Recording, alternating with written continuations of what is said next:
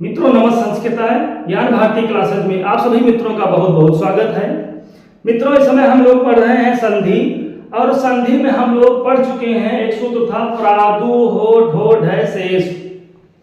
उसके बाद हम लोग आज अगला सूत्र पढ़ेंगे और वो सूत्र है उपसर्गादृति धातव।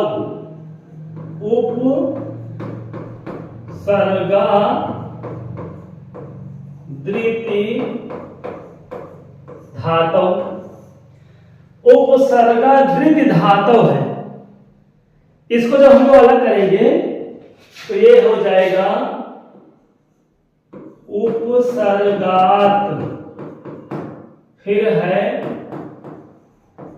रीति और आगे हो जाएगा धातव। उपसर्गात रीति धातव, ये सूत्र हो जाएगा।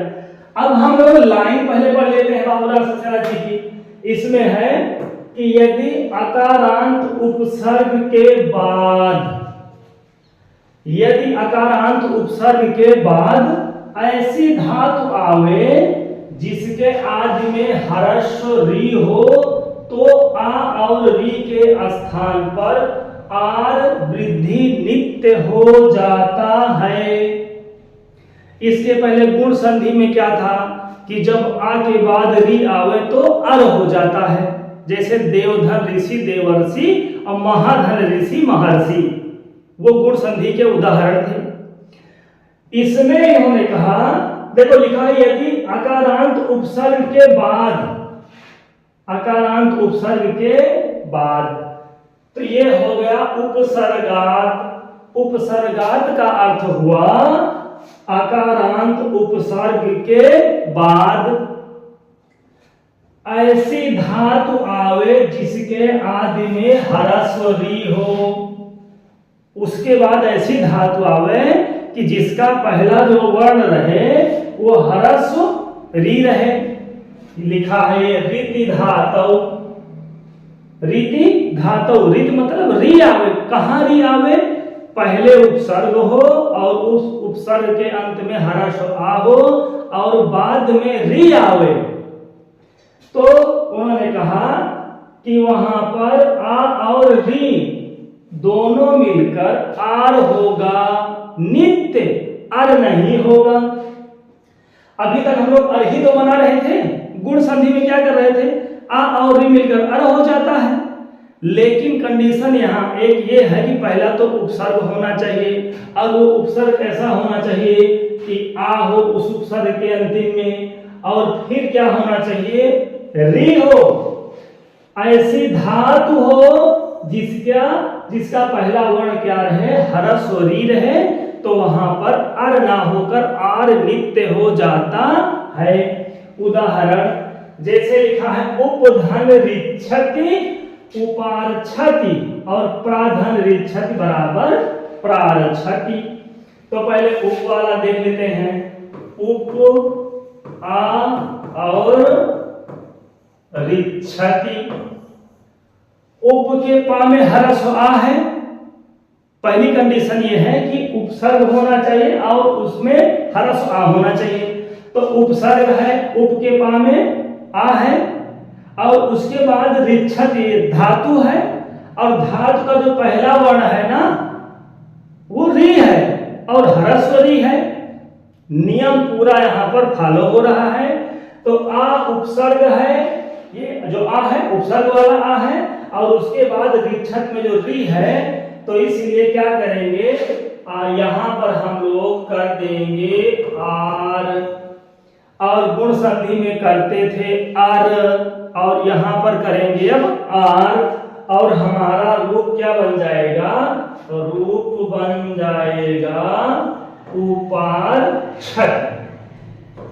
उपार्छत हमारा बन गया रूप।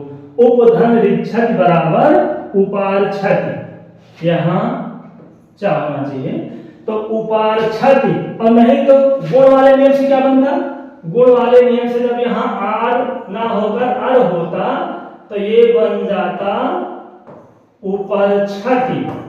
उपरछति ही तो बनता, और उपरछति बनेगा नहीं क्योंकि नियम है और सूत्र क्या है? उपसर्गात रीति धातु। उपसर्गात रीति धातु कहता है कि जब उपसर्ग वाला आ हो और री कोई धातु वाली हो तो अर ना होकर वहां आर नित्य हो जाएगा और रूप बन गया हमारा उपारछति। फिर उसी तरह से प्राधन रिच्छति, प्रा में हलंत लगाएंगे, हर्ष आ निकलेगा और फिर आगे रिच्छति करेंगे। और नियम कहता है कि जब आ हो उपसर्ग वाला और उसके बाद री हो हर्ष धातु वाली तो दोनों के स्थान पर क्या कर देंगे हम लोग? आर कर देंगे। और जब आर हो गया तो रूप बन गया हमारा प्रारछति। प्राधन रिच्छत में प्रारछति नहीं बनेगा, यहाँ गुण संधि का नियम नहीं काम करेगा। यहाँ किसका काम करेगा? तो यहाँ काम करेगा उपसर्गात रीति धातु। दोनों उदाहरण है। अपवाद है, किसका अपवाद? गुण के अपवाद हम लोग पढ़ रहे हैं। ये उपारछत और प्रारछत ये सब कौन सी संधि है? तो हम लोग इसको वृद्धि संधि के अंतर्गत पढ़े, वृद्धि संधि बना रहे हैं, सब में वृद्धि हो रही है। तो उपसर्गात रीति धातु क्या कहता है कि जब हर्ष उपसर्ग वाला हो, हर्ष आ उपसर्ग वाला हो और उसके बाद क्या हो? उसके बाद होना चाहिए कोई ऐसी धातु जिसका पहला वर्ण क्या रहे? हर्ष और री, तो आ और री मिलकर आर हो जाता है और वो भी नित्य आर हो जाता है। ये हम लोग देख लिए। इसी तरह से उपारछद और ये बन गया प्रारछद। अगला एक नियम और आया। एक नियम ये कहता है, फिर थोड़ा सा संशोधन हुआ। संशोधन क्या होता है?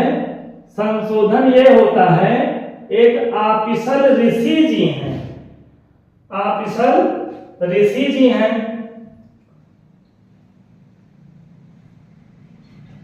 आपिसल ऋषि जी के अनुसार, हाँ एक सूत्र और है। एक आपिसल ऋषि थे तो ये है वा सुप्या पिसला, वा सुप्या पिसला, वा सुपि आ पिसला। अभी तक हम देखे हैं कि प्राधर रिच्छत प्रारछत बना दिए हैं, आ के बाद री आवे तो आर कर किए थे, आर नहीं किए थे। अब इसमें है किंतु यदि नाम धातु हो तो आर होगा विकल्प से। तो अगर आर विकल्प से होगा तो आर क्या होगा? तो आर नित्य हो जाएगा। किस संधि से? गुण संधि से। गुण संधि में भाई हम लोग यही तो किए हैं कि आ के बाद री आवे तो आर हो जाए, जैसे देवधर ऋषि देवर्षि बना दिए थे। तो इसमें उन्होंने कहा कि यदि नाम धातु आवे, वही लेंगे इसके पहले।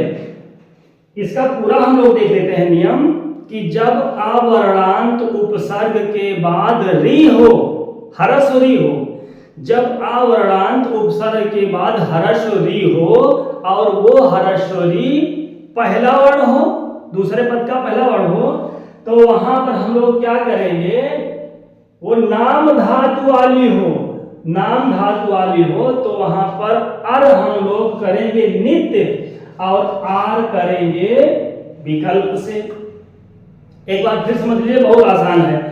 वह सुप्या पिसला, आप पिसल ऋषि थे तो उनके अनुसार क्या कहा पाणिनि जी ने? इन्होंने कहा कि जब अवर्णांत उपसर्ग हो और उसके बाद री हो, री हो और वो री कैसी हो? नाम धातु वाली हो, तो आर विकल्प से वहां पर होता है। और अर कैसे होगा? तो अर नित्य होगा गुण संधि से। जैसे प्राधन ऋष भीयति, प्रा आ और आगे ऋष भीयति, प्राधन ऋष भीयति। यहां पर गुण संधि भी हम लोग लगाएंगे, आद गुणा सूत्र भी लगाएंगे। और आद गुणा सूत्र कहता है कि जब आ के बाद री आवे तो क्या हो जाता है? तो वहां पर अर हो जाता है। और जब अर हो जाएगा तो ये वाला रूप बनेगा प्रार्स भीयत, सॉरी प्रर्स भीयत। प्रर्स भीयत बनेगा नित्य। और सूत्र कौन सा लगेगा? तो यहां लगेगा आद गुणा का सूत्र। लेकिन पिसल ऋषि के अनुसार क्या है कि जब री के बाद जब प्रा के बाद री आवे और वो भी नाम धातु, तो वहां पर आर कैसे होगा? आर होगा विकल्प से। तो हम लोग यहाँ पर क्या कर देंगे? आर कर देंगे, तो ये रूप बन जाएगा प्रार्सभीयत। प्रार्सभीयत जो बनेगा ये रूप हमारा बनेगा विकल्प से, और प्रार्सभीयत हमारा बनेगा नित्य। और किस सूत्र से? तो वो हम लोग सूत्र लगाएंगे आद गुणा। आद गुणा का नियम भी हम तो पढ़े हैं कि आ के बाद री आवे तो अर हो जाएगा, और जब आ के बाद री आवे और वो नाम धातु वाली तो वहां पर आर होगा विकल्प से। तो प्रार्सभीयत हमारा रूप बना आपिसल ऋषि के अनुसार विकल्प से, और प्रार्सभीयत बना हमारा आद गुणा से। इतना तो समझ गए। फिर अगला वार्तिक है। वार्तिक क्या है? वार्तिक है ऋते चा तृतीया समासे। एक वार्तिक है ऋते चा तृतीया समासे। ऋते चा तृतीया समासे। ऋते चा तृतीया समासे जो वार्तिक है ये क्या कहता है? इसको भी हम लोग देख लेते हैं। ऋते चा तृतीया, पहली लाइन हम लोग देख लेते हैं बाबूराम सक्सेना की। इसमें लिखा है कि जब रित शब्द के साथ किसी पूर्वगामी शब्द का तृतीयांत समास हो, मतलब तृतीया समास हो, तब भी पूर्वगामी आ और रित के री से मिलाकर आर बनेगा, आर नहीं। कहने का मतलब है कि पहले कोई तृतीया समास वाला शब्द हो, पहले कोई समास ऐसा हो जो तृतीया समास हो, और उसके बाद क्या आवे? उसके बाद आवे रित शब्द, तो वहां पर क्या होगा? आर होगा, आर नहीं होगा। ध्यान रहे, आर यहां किसी भी कीमत में नहीं होगा, केवल क्या होगा? आर होगा। जैसे देखो लिखा है सुखेन रित। सुखेन रित मतलब सुख से रहता है। सुखेन रित मतलब सुख से रहता है, और सुखेन हम लोग जानते हैं कि ये तृतीया का एक वचन है, और नियम भी कहता है कि जब तृतीया समास हो और उसके बाद रित शब्द आवे, या फिर रित शब्द से पहले तृतीया समास हो, तो वहां पर हम लोग क्या कर देंगे? वहां पर हम लोग कर देंगे आर। तो इसका सुखेन का मूल शब्द क्या था? सुख था, और फिर धन रित है। दोनों हम लोग कंडीशन देख रहे हैं सही है कि तृतीया तत्पुरुष समास है, तृतीया समास है, और बाद में रित है। तो जो सुख के खा में आ है और आगे रित का री है, तो आ और री मिलकर हम लोग गुण संधि कर देते तो बनता सुखरता। आ और री मिलकर अर हो जाता है, गुण संधि में सुखरता बनाते। सुखरता नहीं बनेगा, क्या बनेगा? तो बनेगा सुखारता। यहाँ पर सुखार्त बन गया है, और फिर हम लोग सु औजस से सु लगाएंगे तो विसर्ग हो जाएगा। तो क्या बन जाएगा? अब आ और री, सुख में खा में आ है और री है, तो ये क्या हो जाएगा? ये हो जाएगा आर। तो जब आर हो गया तो रूप हमारा बन गया सुखार्त। फिर हम लोग सु औजस से सु लगा देते हैं, रूप बन गया सुखारता। पूछते भी हैं कि सुखारता जो शब्द बना है वो किस वार्तिक का है? तो वार्तिक उसका है ऋते चा तृतीया समासे। और इसका नियम भी हम लोग देख लिए हैं कि जब तृतीयांत समास हो और उसके बाद रित शब्द आवे, तो उधर आ और इधर की ई जो री है वो मिलकर आर हो जाता है, अर नहीं। जबकि इसका नियम क्या कहता है गुण संधि का कि अर होगा तो रूप हमारा बनता सुखर्त। सुखर्ता शब्द बन जाता, तो सुखर्ता शब्द है नहीं, सब शुद्ध सुखर्ता बनना नहीं था, तो क्या बन गया? सुखार्ता। और सुखार्ता किससे बना है? तो सुखार्ता बना है रीते चा तृतीया समासे से। फिर आगे हम लोग देखते हैं चौथा,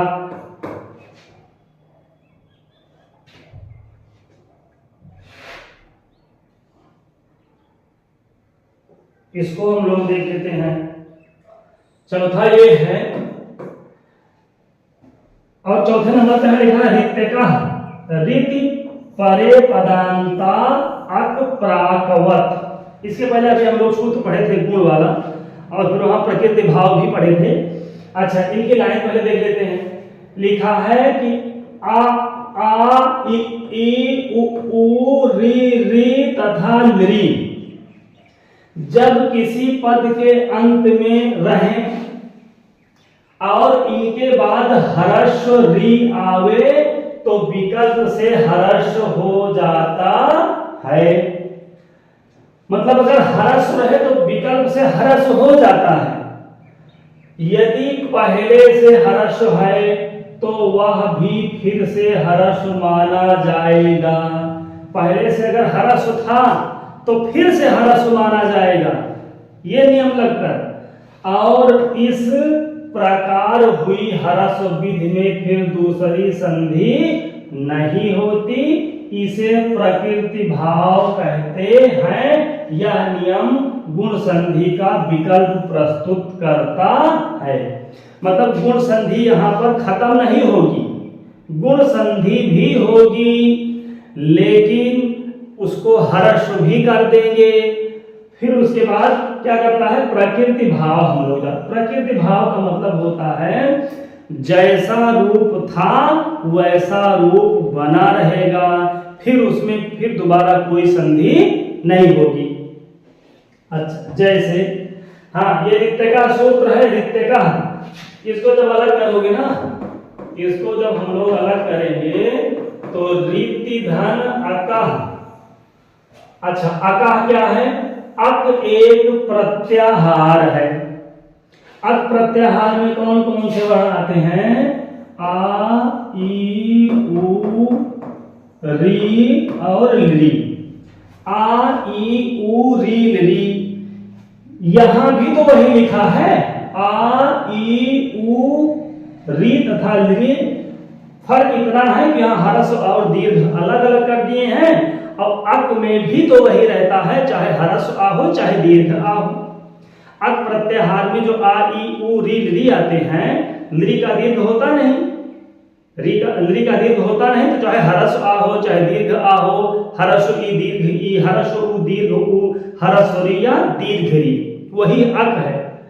अब इसको हम लोग ऐसे समझें कि जब अक प्रत्याहार के बाद रीति धन अकह, रीति धन अकह को जब अलग करेंगे तो अकह मतलब जब अक प्रत्याहार के बाद क्या आवे? रीति। वही तो लिखा है, रीति मतलब री आवे, तो वे विकल्प से हर्ष हो जाते हैं, विकल्प से हर्ष होंगे। जैसे लिखा है ये ब्रह्मा धन ऋषि। ब्रह्मा धन ऋषि लिखा है, ब्रह्मा धन ऋषि जब लिखा है तो हम लोग गुण संधि का भी तो नियम पढ़े हैं। और गुण संधि कहती क्या है कि जब आ के बाद री आवे तो क्या हो जाता है? तो वहां पर हो जाता है अर। जब आ के बाद री आवे तो अर हो जाता है। आज गुणा सूत्र हम लोग पढ़े हैं, तो क्या होगा? तो ये रूप बन जाएगा, इधर बन गया अर, और रूप हमारा बन गया ब्रह्मर्षि। रूप हमारा बन गया था ब्रह्मर्षि। ब्रह्मर्षि में हम लोग जानते हैं कौन सी संधि है? तो ब्रह्मर्षि में है गुण संधि। ब्रह्मा धन ऋषि, ध्यान रहे, कंफ्यूजन नहीं होना है। ब्रह्मा धन ऋषि ब्रह्मर्षि, देव धन ऋषि देवर्षि, सप्त धन ऋषि सप्तर्षि, ये सब गुण संधि के उदाहरण हैं। लेकिन ऋत्यकार ने कहा ये क्या करेगा? ये तो करेगा प्रकृति भाव करेगा ना, ये प्रकृति भाव कहते हैं। ये हर्ष करता है। ये किसको हर्ष करता है? तो पाणिनि जी ने कहा कि अग को हर्ष करता है। और अग कौन से हैं? आ ई उ री। अग को हर्ष कर दिया। किसको हर्ष किया? अग को हर्ष किया। जैसे हाँ, ये जो ब्राह्मर्षि रूप है ये हम लोग गुण संधि में देख आए हैं कि ब्रह्माधर ऋषि बराबर ब्रह्मर्षि बनता है। अच्छा, अब इधर बना है ब्रह्मा और धन ऋषि। अब हम लोग यहाँ इसको हर्ष करेंगे। अब हर्ष करेंगे किस नियम से? ऋत्यका सूत्र से करेंगे। और ऋत्यका सूत्र कहता क्या है कि जब अक प्रत्याहार हो तो ब्रह्मा के मां में दीर्घ आ है। जो ब्रह्मा के मां में आ है दीर्घ आ, वो अक प्रत्याहार का तो है। जब अक प्रत्याहार के बाद क्या आवे?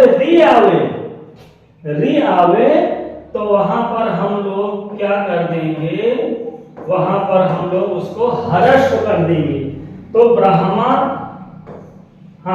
था, यहां पर जोड़ना नहीं है। ब्रह्मा था और ब्रह्मा का जो मां है ना, वो ब्रह्मा का मां था। वो ब्रह्मा का जो मां था वो क्या था? दीर्घ था। और जब दीर्घ आ है तो उसको हम लोग ऋत्यका सूत्र से कर देंगे हर्ष और रूप हमारा बन जाएगा ब्रह्म ऋषि। इसी बात को फिर आगे उन्होंने कहा कि जब एक बार हर्ष हो गया, एक बार ऋत्यका सूत्र लग गया ना, तो अब इसमें कोई चाहे कि फिर से हम संधि कर देंगे तो फिर से संधि नहीं होगी। नहीं तो यहाँ जैसे सप्तधन ऋषि, देखो जैसे सप्तधन ऋषि सप्तर्षि रूप बना, सप्तर्षि था या सप्तर्षि राम, सप्तधन ऋषि था। अब सप्तधन ऋषि हम लोग जानते हैं कि हर्ष है तो इसमें हम लोग क्या बना देते हैं? इसको कर देते हैं सप्तर्षि। लेकिन अब ब्रह्मधन ऋषि को फिर से हम दोबारा इसमें संधि नहीं करेंगे। एक बार तो संधि हो करके जो दीर्घ आ था उसको हर्ष में हम लोग बदल दिए। अक को हर्ष ही तो किए हैं, दीर्घ आ को हर्ष कर लिए। अब कोई चाहे कि हम ब्रह्मधन ऋषि में फिर से संधि कर दें तो यहाँ पर भी अब कोई संधि नहीं होगी।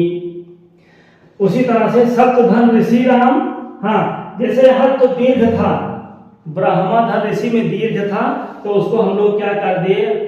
हर्ष कर दिए और रूप बना दिए ब्रह्मधन ऋषि। लेकिन अगर कोई पहले से हर्ष है तो फिर से हर्ष हो जाएगा, यही तो है। यदि पहले से हर्ष है तो वह भी फिर से हर्ष हुआ, हर्ष माना जाएगा। जैसे सप्तधन ऋषि राम है तो सप्त के ता में तो हर्ष आ है, सप्ता तो है नहीं कि सप्त बना है। जब सप्त था तो फिर से सप्त बन गया, अब बन गया सप्त ऋषि राम। एक सप्तर्षि राम किससे बना है? गुण संधि से बना है, आ और री मिलकर अर हो गया है। और एक सप्तधन ऋषि राम बराबर सप्त ऋषि राम, जैसा का तैसा लिखा रहेगा उसी को कहते हैं प्रकृति भाव। तो आज हम लोग सूत्र पहला पढ़े हैं उपसर्गात रीति धातु, और फिर उसके बाद पढ़े हैं वासुप्यापिसला, और फिर अभी हम लोग पढ़े ऋत्यका। पूछते हैं कि ऋत्यका सूत्र करता क्या है? तो ऋत्यका सूत्र करता है अक को हर्ष, आ ई उ री, अगर कहीं दीर्घ हो तो उनको हर्ष फिर कर देता है। तो मित्रों बस आज की क्लास में इतना है, मिलते हैं अगली क्लास में, तब तक के लिए नमः संस्कृताय, धन्यवाद।